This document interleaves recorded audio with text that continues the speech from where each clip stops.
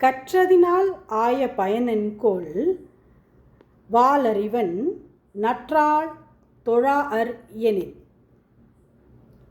இது நிறைய விதங்களில் அர்த்தம் கற்பிக்கப்பட்ட குறள்களில் ஒன்று. படிக்கிறதுனால என்னதான் பிரயோஜனம் அப்படின்னா, வாளறிவன் நற்றாள் தொழலன்னா, அதாவது இறைவன் அடியை தொழுது வணங்கலன்னா, ஆர் நம்மளை விட எல்லா விதங்கள்லேயும் உயர்ந்த குருவையோ பெற்றோர்களையோ இல்லை மற்ற நமக்கு காட்ஃபாதராக இருக்கிறவங்களையோ தொழுது வணங்கலைன்னா அந்த படித்த படிப்புக்கு பிரயோஜனம்தான் என்ன அப்படின்னு கேட்குறார் திருவள்ளுவர்.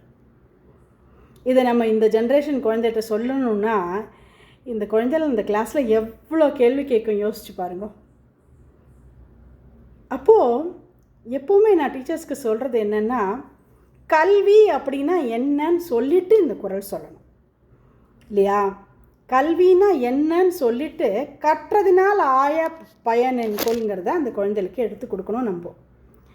சரி, இது நான் ரொம்ப இன்ட்ரெஸ்டிங்காக ஒரு உபன்யாசத்தில் கம்பவாரதி இலங்கை ஜெயராஜ் ஐயா சொல்லும் பொழுது கேட்டேன். என்ன சொல்கிறார் அவர்? கல்வி அப்படிங்கிறது அறிவை கொடுக்கணும். கல்வி எப்படி அறிவை கொடுக்கும் அப்படின்னா, அவர் சொல்கிறார், கல்வி உள்ளே போனால், வெளியிலிருந்து உள்ளே போனால் உள்ளிருந்து அறிவு வெளியில் வருமா. நம்ம பாமரத்தனமாக கிராமத்தில் நிறைய பேர் கேட்பா தெரியுமா, படிச்சிருக்கிய அறிவு இருக்கா அப்படின்னு நிறைய பேர் கேட்டு நீங்கள் கேட்டிருக்கலாம். நான் கேட்டிருக்கேன் அந்த மாதிரி நிறைய பேரை. யாராவது மடத்தனமாவோ இல்லை வேணும்ன்ட்டோ நேச்சருக்கு எகென்ஸ்டாவோ ஏதாவது பண்ணால், ஏண்டா படிச்சிருக்கிய அறிவு இருக்கா அப்படின்னு கேட்பா. அதாவது கல்வி உள்ளே போயிருக்கே, அறிவு வெளியில் வந்திருக்கான்னு அவள் கேட்குறா. எனக்கு அது இவருடைய விளக்க உரையில் தான் அது புரிஞ்சுதுன்னு வச்சுக்கோங்க.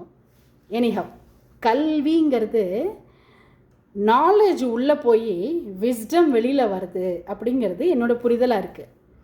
அப்போது அந்த விஸ்டம் வெளியில் வருது என்ன பண்ணணுமா, என்ன பண்ணால் அதுக்கு பேர் விஸ்டம் அப்படின்னு இந்த குறள் மூலமாக நான் புரிஞ்சுக்கிறேன்னா, இறைவனையோ குருவையோ நம்மை விட எல்லா விதங்கள்லேயும் உயர்ந்த பெரியோர்களையோ வணங்கி பணிந்து அவங்கக்கிட்டேருந்து இன்னும் நிறைய கற்றுக்கிறது, அவங்கக்கிட்டேருந்து இன்னும் நிறைய அவங்களோட ஒட்டிண்டு இருக்கிறது, அவங்கள மாதிரியே அவங்க குணம் மாதிரியே நம்மளை மாற்றிக்கிறது, இதுதான் கல்வியினுடைய ஆய பயன்கிறார். அமெரிக்காவில் வேலை கிடைக்குமா, ஆஸ்திரேலியாவில் வேலை கிடைக்குமா, இங்கே என்ன பெரிய வேலை கிடைக்கும், எனக்கு இங்கிலீஷ் தான் ரொம்ப நன்னா வருது, ஆனால் என்ன பண்ணுறது, பிஏ எம்ஏ இங்கிலீஷ் படித்தா பிரயோஜனம் கிடையாது, அதனால் நான் சாஃப்ட்வேர் இன்ஜினியர் ஆகிறேன், இதுக்கு பேர் கல்வியே இல்லைங்கிறார் போல் இருக்கு திருவள்ளுவர். என்ன பண்ணுறது சொல்லுங்கள்.